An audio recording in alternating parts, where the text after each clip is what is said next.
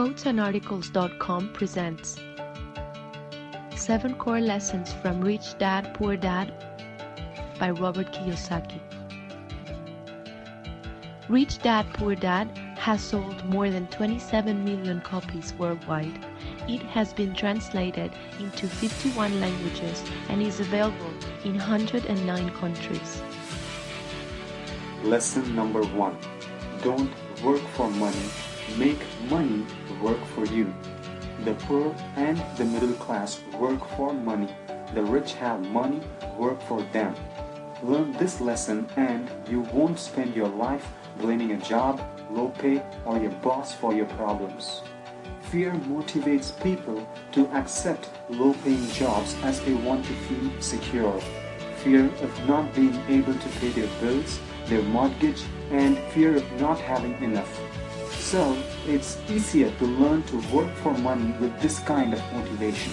Now, as you work for money, you will surely get a paycheck. But instead of being driven by fear or desire to get into a safe job and work for money that is usually paid on time, it takes a lot of effort, a lot of learning and thinking to make money work for you. So, learn to use your emotions to think and motivate you and not to think with your emotions, that is, with fear and anxiety. Lesson number 2. The importance of financial literacy. Money without financial intelligence is money that is soon gone. The author says, if you are going to build the Empire State Building, the first thing you need to do is dig a deep hole and pour a strong foundation. But if you are going to build a home in the suburbs, all you need to do is make a shallow foundation, right? Most people in their drive to get rich are trying to build an Empire State Building on a shallow foundation, so their foundation is totally unstable.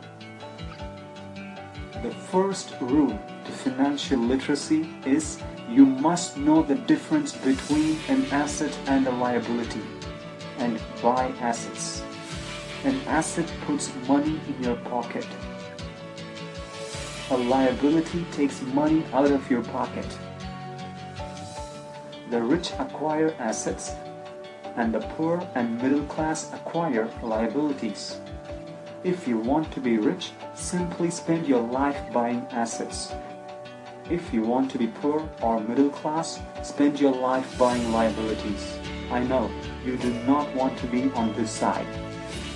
Remember, it's not how much money you make, it's how much money you keep. Lesson number 3. Mind your own business.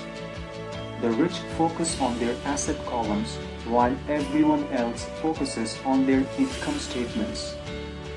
To become financially secure, a person needs to mind their own business. Now, this is your business. Your business revolves around your asset column, not your income column. Additional income will only help a person become financially secure if the additional money is used to purchase income-generating assets. Now you remember what assets are, right? Assets put money into your pocket. Think of ways you can buy assets that generate income for you. So start minding your own business, that is, building your asset column. Some may say, well, I don't have a business but work at a job. How do I go about it? Keep your daytime job, but start buying real assets, not liabilities or personal effects that have no real value once you get them home. For instance, the many gadgets, cars, their value depreciates the moment you buy them. You cannot sell them for the same price even only after a month. Do we need to mention the value of these after a year? But when it comes to real estate, for instance, you buy an apartment and rent it. It becomes an income-generating asset. So, your priority is to acquire assets that you love. Now, does the author advocate not enjoying luxuries? No, that's not the point. As your cash flow grows from your asset column, you can indulge in some luxuries. An important distinction is that rich people buy luxuries last, while the poor and middle class tend to buy luxuries first. By the way, no one has to start a business unless they really want to. The meaning of mind your own business is to build and keep your asset column strong. Lesson number 4. The rich invent money. The rich take the lemons that life hands them and return them into millions. That's financial intelligence for you. You see with your mind what others miss with their eyes. Often in the real world, it's not the smart who get ahead, but the bold. Your financial genius requires both technical knowledge as well as courage. If fear is too strong, the genius is suppressed. The people who get out of the rat race the quickest are the people who have financial knowledge and have creative financial minds. Rich people are often creative and take calculated risks. The single most powerful asset we all have is our mind. If it is trained well, it can create enormous wealth. Lesson number 5. Work to learn. Don't work for money.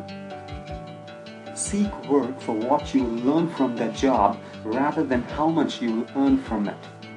Are workers looking into the future or just until the next paycheck, never questioning where they are headed? When your intent is to learn to work, it means you are planning and preparing to make use of it for yourself in your future. In the long run, education is more valuable than money. Why not seek to learn more than to earn? In the short term, it may earn you less, but it will pay dividends in the long run. You want to know a little bit about a lot. The author points out to the following management skills as necessary for success: management of cash flow, management of systems, and management of people. The other most important skills, of course, to learn are sales and marketing. Lesson number 6. Overcoming obstacles. 5 obstacles why financially literate people may still not develop abundant assets that could produce a large cash flow are fear, cynicism, laziness, bad habits, and arrogance. Fear. The primary difference between a rich person and a poor person is how they manage fear. The greatest reason for lack of financial success was because most people played it too safe. Cynicism. A cynic is someone who is engrossed on what if this goes wrong, what if that goes wrong, and what if things don't go as they planned. Doubts and cynicism keep most people poor and playing it safe. You don't take chances because of doubt, and those doubts become expensive. Laziness. Busy people are often the most lazy people. People are busy and they stay busy as a way of avoiding something they do not want to face. So, whenever you find yourself avoiding something you know you should be doing, then the only thing to ask yourself is, what's in it for me? Be a little greedy. It's the best cure for laziness. Too much greed, however, as anything in excess can be, is not good. Overcoming bad habits. Our lives are a reflection of our habits more than our education. Paying yourself first is a good money habit that you have to cultivate. Overcoming arrogance. Rich people believe what they know makes money and what they don't know loses them money. When a person is arrogant, they most probably believe what they don't know is not important. When you know you are ignorant in a subject, start educating yourself by finding an expert in the field or a book on the subject. Lesson number 7. Find a strong reason, purpose. Without a strong reason or purpose, anything in life is hard. Decide what you want and what you don't want. For example, you want financial freedom. You want to be free to travel the world and live the lifestyle you love. You don't want to work all your life. Let these be before your mind's eye and keep you motivated in your quest to enjoy a life of freedom. Do get this #1 personal finance book of all time and be highly benefited. Thank you so much for watching. I hope you liked it. If you want more videos, be sure to subscribe. Also, share this video with your family and friends. More videos on best-selling books are on the way.